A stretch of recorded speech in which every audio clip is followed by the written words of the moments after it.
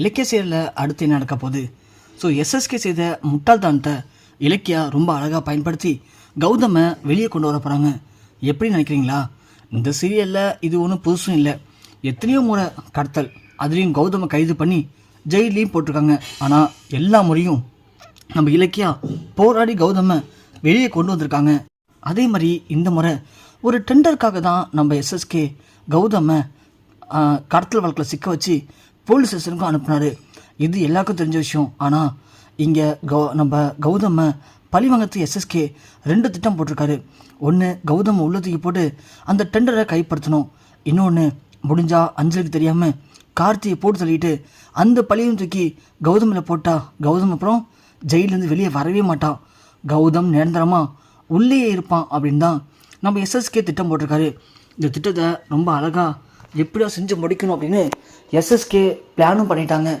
ஆனால் இது தெரியாமல் அஞ்சலி நம்ம இலக்கியா கௌதம் சேர்ந்து தான் கார்த்திகை கடத்திருக்காங்க.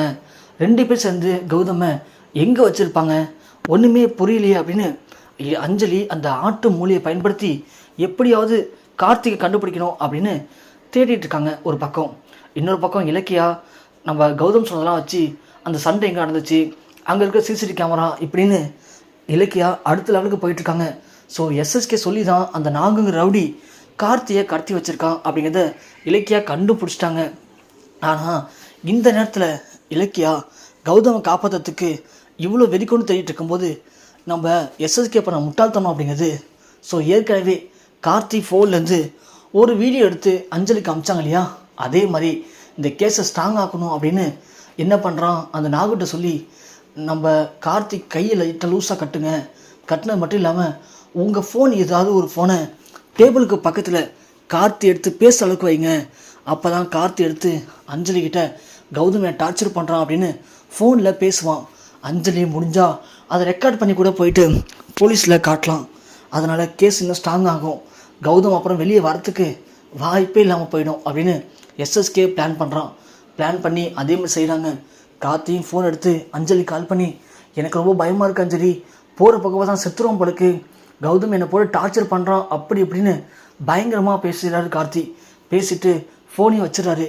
வைக்கல, ஃபோன் அவ்வளோதான் சார்ஜ் நிற்கிது, சார்ஜ் இல்லாமல் ஆஃப் ஆகிடுது. உடனே அஞ்சலி திரும்ப அடித்து பார்க்குறாங்க, ஃபோன் சுவிட்ச் ஆஃபில் இருக்குது. கார்த்தி அப்படி கொஞ்சம் நேரத்தில் மயங்கிறாரு. அந்த ரவுடிங்க வந்து ஃபோன் எடுத்து சுவிட்ச் ஆஃப் பண்ணிடுறாங்க. அஞ்சலி உடனே போயிட்டு இன்ஸ்பெக்டர்கிட்ட இது மாதிரி கார்த்தி கொஞ்ச நேரத்துக்கு முன்னாடி கால் பண்ணதும் கௌதம் போட்டு அவனை ரொம்ப டார்ச்சர் பண்ணுறாங்களாம், போகிற பக்கம் பார்த்தா கார்த்திக் எதுவும் ஆயிடுமோன்னு எனக்கு பயமாக இருக்குது சார் அப்படின்னு இங்கே அஞ்சலி சொல்கிறாங்க. அது மட்டும் இல்லை, அந்த ரெக்கார்டையும் போட்டு காட்டுறாங்க. அதை கேட்டது இன்ஸ்பெக்டர் உடனே, பார்த்தியா அஞ்சலி, இந்த கௌதம் ரொம்ப மோசமானவங்கிறதுக்கு இது ஒரு ஆதாரம் போதும். ஏற்கனவே கார்த்திக் அமிச்ச வீடியோ ஆதாரம் நம்மள்ட்ட இருக்குது. இப்போது ஆடியோலையும் கார்த்தி கௌதம் தான் குற்றவாளின்னு தெளிவாக சொல்லியிருக்காரு. இந்த ஆதாரத்தெல்லாம் சேர்த்து நம்ம கோர்ட்டில் ஒப்படைச்சா கண்டிப்பாக கௌதமை வெளியே கொண்டு வரவே முடியாது அப்படின்னு இன்ஸ்பெக்டர் பேசிகிட்டு இருக்காங்க. ஸோ கௌதமை பார்க்கறதுக்கு நம்ம இலக்கியா போகிற வழியில் அஞ்சலியை பார்க்குறாங்க. இவன் என்ன பண்ணுறா இங்கேன்னு, அதுவும் அந்த இன்ஸ்பெக்டர்கிட்ட பேசிகிட்டு இருக்காளே அப்படின்னு நம்ம இலக்கியா போயிட்டு பார்ப்பாங்க. பார்க்கும்போது தான் அஞ்சலி அந்த இன்ஸ்பெக்டர்கிட்ட சொன்ன எல்லாத்தையும் காதில் வாங்குறாங்க. அப்படின்னா கார்த்திக்கிட்ட ஃபோன் இருக்கா, இது என்ன புது கதையாக இருக்குது அப்படின்னு யோசிக்கும்போது தான் இலக்கியாவுக்கு ஒரு ஐடியா வருது. அப்படின்னா அந்த எஸ்எஸ்கே தெளிவாக பிளான் பண்ணி அந்த நாகுவை கௌதம் தான் சொல்லி கடத்தின மாதிரி அவன் ஏதோ சொல்கிறான் பழக்கு. அதனால தான் கார்த்திக் எல்லாத்துக்கும் காரணம் கௌதம்னு சொல்லி இப்படி கௌதம் தேவையான பழி போகிறாரு. அப்போது எஸ்எஸ்கே தெளிவாக தான் பிளான் பண்ணியிருக்கான். அப்படின்னா கார்த்திக் கடைசியாக ஃபோன் பண்ணி அஞ்சலிகிட்ட பேசியிருக்கானா, அப்போது அந்த நம்பரை ட்ரேசர் பண்ணால் அந்த லொக்கேஷனை கண்டுபிடிச்சிடலாமே அப்படின்னு இலக்கியாவுக்கு ஒரு ஐடியா வருது. ஆனால் அதுக்கு நம்ம அஞ்சலிக்கிட்டேருந்து அந்த ஆடியோ வாங்கணுமே, இப்போ என்ன பண்ணுறது அப்படின்னு இலக்கியா யோசிக்கிறாங்க. யோசிச்சுட்டு இருக்கும்போது இலக்கியா அந்த இன்ஸ்பெக்டர்கிட்ட பேசிட்டு அங்கே நிற்கிறாங்க. நிற்கும்போது இலக்கியா என்ன பண்ணலான்னு யோசிச்சுட்டு இருக்காங்க.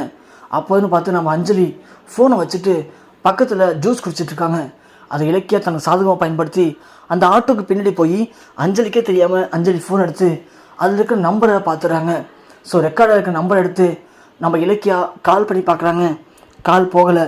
அதுக்கப்புறமா வேர் இஸ் மை லொக்கேஷன் அப்படிங்கிற ஆப்பில் போயிட்டு அந்த டவர் லொக்கேஷன் கடைசியாக எங்கேருந்து வந்துச்சு அப்படின்னு செக் பண்ணி பார்க்குறாங்க இலக்கியா.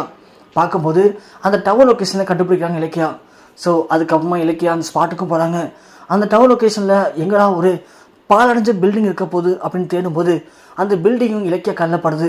இலக்கியா உடனே அங்கே உள்ளே போகிறாங்க. உள்ளே போயிட்டு யாருக்கும் தெரியாமல் உள்ளே போய் பார்த்தா அங்கே தான் கார்த்திக் கட்டு போட்டு அடைச்சி வச்சிருக்கிறத இலக்கியா பார்க்குறாங்க. ஸோ இலக்கியாவுக்கு அப்போ தான் நிம்மதியாக வருது. அப்போது கார்த்திக் இங்கே தான் இருக்கான், இது எல்லாமே எஸ்எஸ்கே திட்டம் அப்படிங்கிறது நமக்கு தெரிஞ்சு போச்சு. ஆனால் இதை கையும் களமாக பிடிச்சா மட்டும்தான் நாம் கௌதமை காப்பாற்ற முடியும் அப்படின்னு இலக்கியா கார்த்திக் அங்கே இருக்கிறதையும் கொஞ்சம் அங்கே வெயிட் பண்ணி பார்க்குறாங்க. கரெக்டாக இலக்கியா எதிர்பார்த்த மாதிரி எஸ்எஸ்கே நாகு சேர்ந்து வந்து கார்த்திகை பார்க்குறாங்க. அப்போதி கார்த்திக் மயக்கத்தில் இருக்கார்.